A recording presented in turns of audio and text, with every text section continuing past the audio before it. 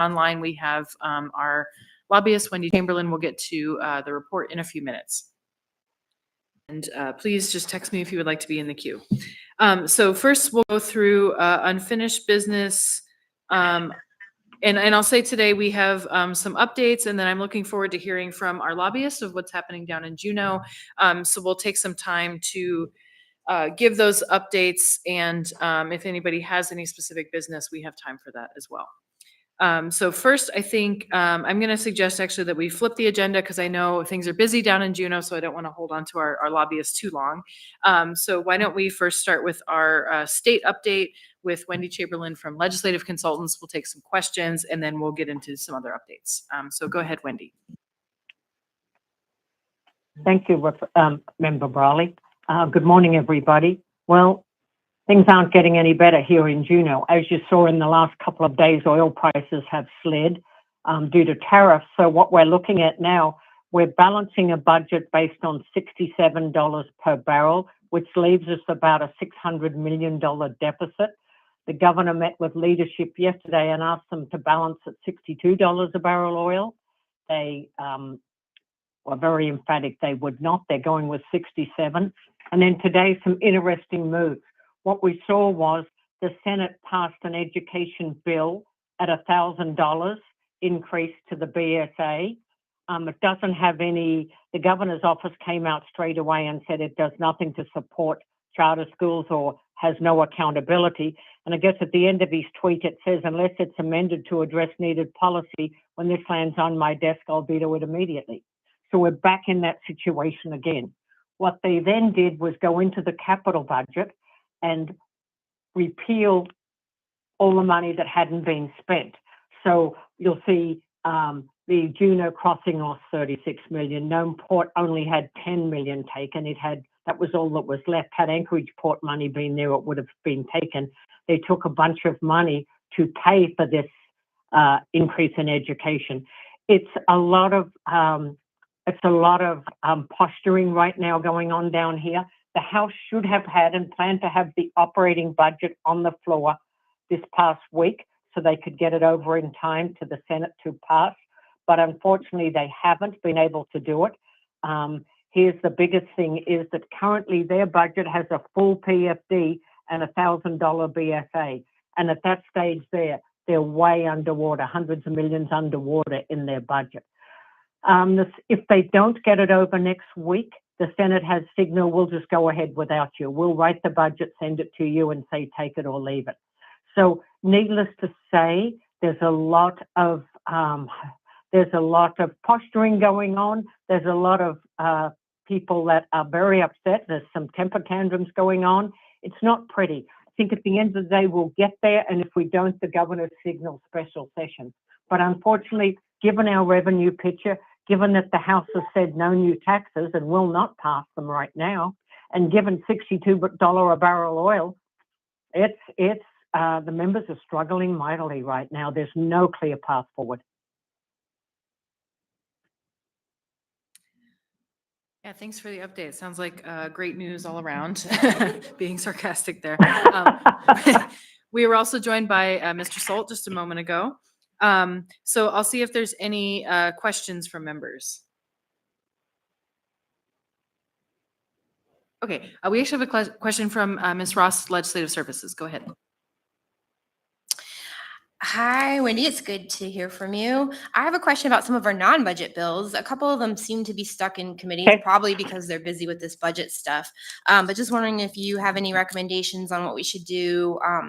The elections bill is moved out of its first committee. I'm thinking of, I think it's SB 64, and now it seems to be stuck in finance. Oh, I do see it has a hearing coming up. Or wait, did that just... Yes, today? I was going to say it has a hearing coming up. Okay. And then the other one is SB 47, the Chugach State Park easement seems to be stuck in House Resources. Is there anything we should be doing on those? Not right now. And as far as I know, that one has a hearing. It's coming up. So let's see. That one, yeah. I don't think right now, Claire, I think the elections bill's going to go. It's just a matter of it can go quickly once we go on the 24-hour rule. You know what's going to happen here. The Senate won't want to pass House bills won't want to pass Senate bills. So I think we're not in bad shape. I think we're in good shape as far as those two go. True gas bill, I think, is up today. It's up one of these days. I have it on my schedule. So I'm not that worried about either of those two. I will let Anna and you know if we need to worry. But right now, you saw yesterday they spent hours and hours and hours on the gas line. You saw the agreement where Glenfarne took over and is now quarterback for the gas line. There's a lot of questions on the state's participation on that. I think it's just capacity to do a lot of things that are causing the delays, Claire. I don't think that the bills are in trouble. Okay, thanks for that update. Okay, thank you. Any other questions? Don't see any in the room or online. I do have one question, and I think I know the answer based on your budget update. What kind of prospect might there be for capital projects? You know, I know we put in a lot of requests. You know, we tried to be targeted, and we know that's always a longer list than will get funded. But I guess what is the prospect for the capital budget generally? At this stage here, the capital budget chairs are saying nothing but required federal match. And I think here's the biggest issue with that, Member Brawley. If Anchorage gets any, all the others are going to want to get any. And right now, they're pulling back money from projects. So I don't see any opportunity at all for, I think the biggest blessing is we got our port money and we got the $4 million last year. Anybody looking for money this year, I'd give them a 10% chance of getting any. I don't think there's going to be any money in that capital budget other than required federal match. Yeah, thank you. Not surprising, given where we are. Okay, well, I don't Yes. see any other questions at this point, so we can let you go. I know it's always busy down in Juneau. And of course, yeah, we'll continue to monitor, and if there are urgent actions to take, we can certainly share those out. Okay, thank you very much, everyone. Call if you have any questions. Okay, thank you. So now I'm going to suggest that we roll back up. I know there's some updates to give. I have one update on federal items. Mr. Clouda has some updates. So we will do that, and then we'll come back to if there's any discussion on other active legislative bills. So I will actually turn it to Mr. Clouda if you want to give some updates. Thank you. I think if you want to cover either, go ahead. We don't have to separate them. Sure. A couple of things. I'll go through a couple of quick federal items to start with. One is that right now we currently have our federal lobbyist RFP active. It's open until the 16th next week. We had it open for 14 days. We may in fact end up extending that, but that is out there. So that'll drive who does our federal lobbying going forward after June 30th. We're working with Blank Rome, our current federal lobbyists, on an amendment to the NDAA, the National Defense Authorization Act, that would allow for strategic seaports, of which the Port of Alaska is one, to receive streamlined permitting and NEPA requirements for projects that have MARAD or USDOT funding in them, and so that's something that could help us with a lot of kind of timeline pressures and regulatory hurdles with getting the work done in a fast way. So we're really hopeful about that. On the state front, we had on Monday the mayor virtually joined a meeting of the Anchorage delegation to give port updates on the large items like the T1 contract and the request of the assembly to provide $1.1 billion in bond authorization. So just being big items, we wanted to make sure that that they heard from us and understood the reasoning and purpose behind those measures. So that was seemed to be a successful meeting. We got some good questions, but seemed to clarify any lingering concerns or questions about what that is for. Always reiterating the importance of the port and also our plan of finance. The fact that the $1.1 billion doesn't mean in bond authorization doesn't mean we're actually going to issue that amount all, and certainly not all at once. But it also doesn't mean that that we can't have state and federal cost sharing in the PAMP, in the port modernization effort going forward. So on May 1st, we haven't decided how big of a trip we're making, and the mayor may or may not go. But the port was invited to present at the Senate Arctic Affairs Committee on May 1st. And so it is most likely going to be the municipal manager who presents on the port at that committee meeting. So another opportunity to give an update on port modernization and the plan of finance as well. So otherwise continuing to track other pieces of legislation and monitor things. But, as far as budget stuff goes, we always keep an eye on that in the administration. We don't see it as being really ripe soil at the moment for big asks, but we're, keeping an eye on the important items. Okay, thank you. Any questions for Mr. Clouda?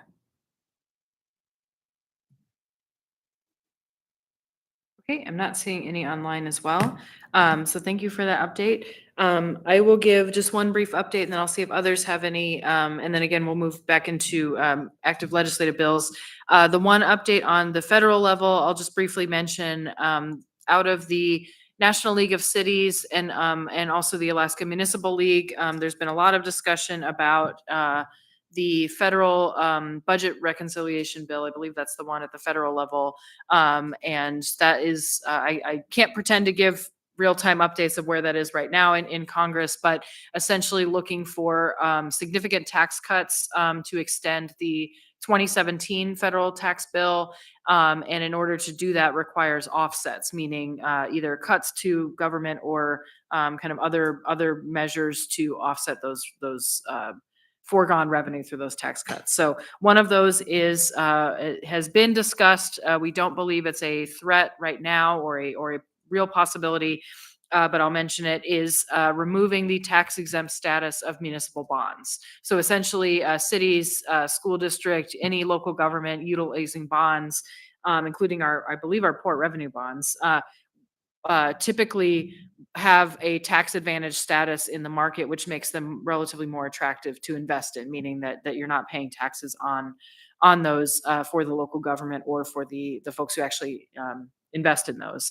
And so the proposal is, or there's been an idea floated out there to remove that tax exempt status. So we've spoken with all of our members of the delegation, the congressional delegation. The National League of Cities has been very active in advocating against that, really speaking to how much that would negatively impact governments and the ability to do capital projects, essentially road projects, facilities, all of those things. So what we're hearing from all of those folks is that it is not a significant threat. We've briefed our own lobbyists on the potential costs of that, but they are also not at this point concerned.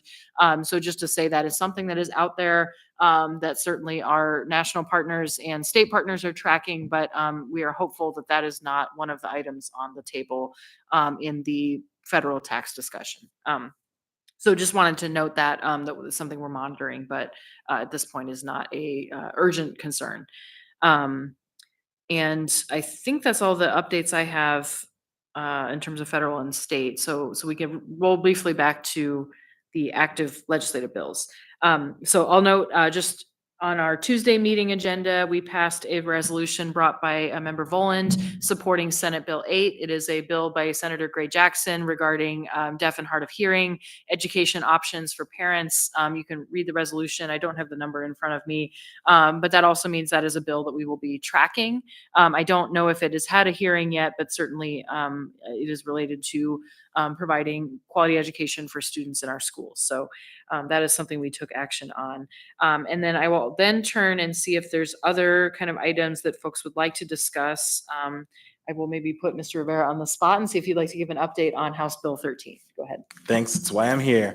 Thank you, Madam Chair. So earlier today, HB 13, sponsored by Representative Gray, which the Assembly passed a resolution supporting, had a hearing at House Community and Regional Affairs.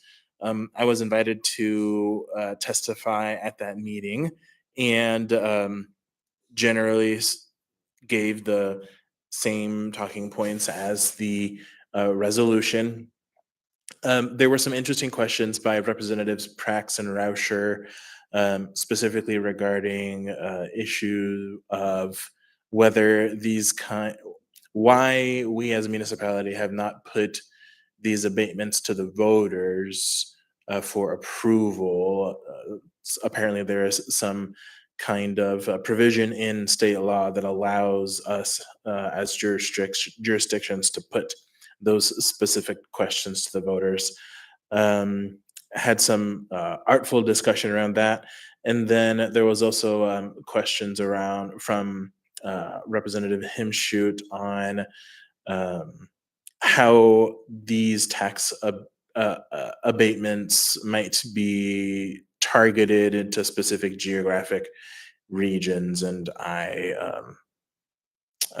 talked generally about how all of that process would be determined. We just need the approvals for us to actually go through that process, and also generally talked about actually the current work that we have going on with, I don't have the AO number memorized, but the tax abatement ordinance that members Brawley, Martinez, and I and the mayor are working on, and how that has some kind of also geographic component to it. Overall, I think it was a productive conversation. I hope that the testimony was received well and helped in the efforts. Thanks. Yeah, thank you. And I'll note, I sent in written testimony, knowing that Mr. Rivera would really speak to kind of the merits of this and why we're looking at it. So I provided some kind of background on how our tax cap works and really the impact of mandatory property tax exemptions to get that on the record. So yeah, we will continue to watch that one, and hopefully the powers that be in Juneau feel that it is important for us to have more local control over our tax abatements or our tax incentives, I should say. Hey, Anna, Yeah, go ahead, Mr. Myers. we're having a really hard time hearing you. I don't know if it's your mic or what, but you're cutting in and out. Yeah, thank you. Let me trade mics. How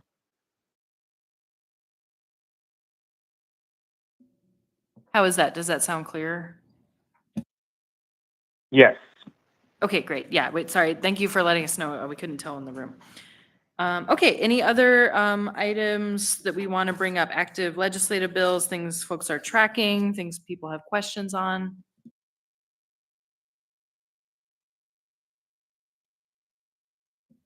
Okay, I'm not seeing any specific brought up. I'll just note that we do have our legislative tracker. So thank you to our staff, Jennifer and Claire, who keep this updated.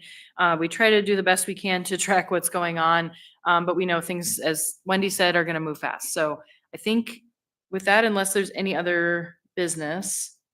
Oh, Claire has one thing. Credit where it's due. That's all Jennifer's doing. I don't really help with that too much. Yes, point. So that was a shout out to Jennifer. She does a Glenn. great job. Yeah, thank you. Thank you, Jennifer. Okay, well, I think if there's no other business for the committee, then we will adjourn early, and then the next committee will start at 1 p.m. So thank you, everybody. Oh, I'm sorry, you're right. I apologize for that. So because we often don't have folks from the public. So we do have audience participation, and I do see we have a member of the public here who would like to speak. So please come up and grab a mic, and I will keep, oh, we have our timer for 3 minutes. Thank you. So you will have 3 minutes to speak. Hello, my name is Ms. Sophia O'Neill, and I'm of Eagle River. I'm here speaking for myself. I represent no government or private agency whatsoever.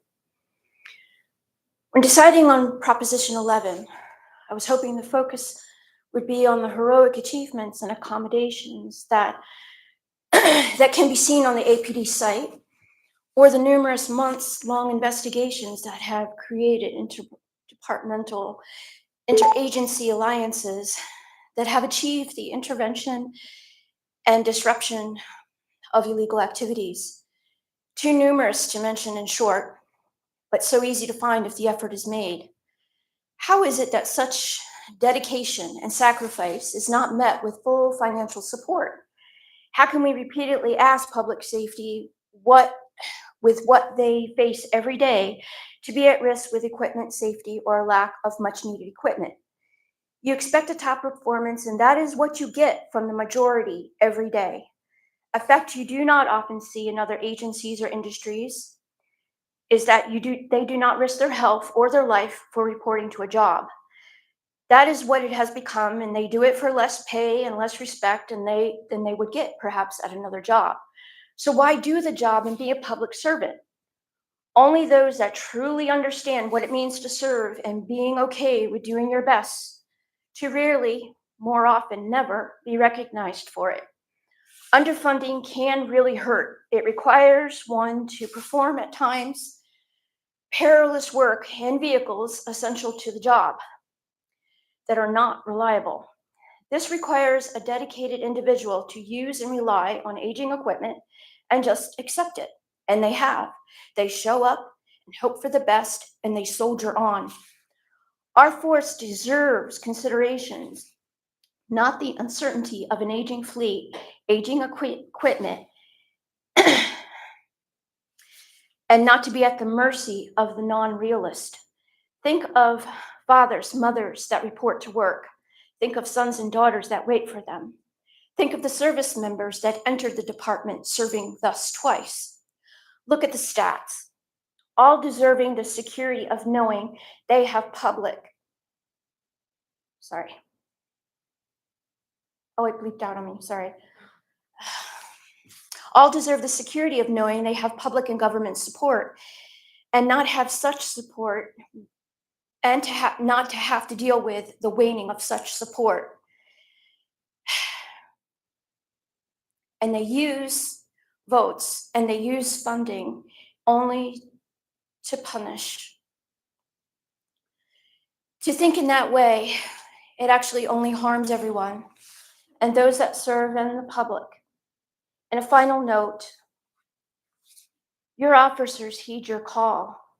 Well, will you heed their need? And I'm sorry, I didn't speak as clearly because I didn't come up here with my glasses. So I apologize, and thank you for listening. Yeah, thank you for your testimony. I don't see any others in the room to provide audience participation. So with that, we will adjourn the meeting. Thank you.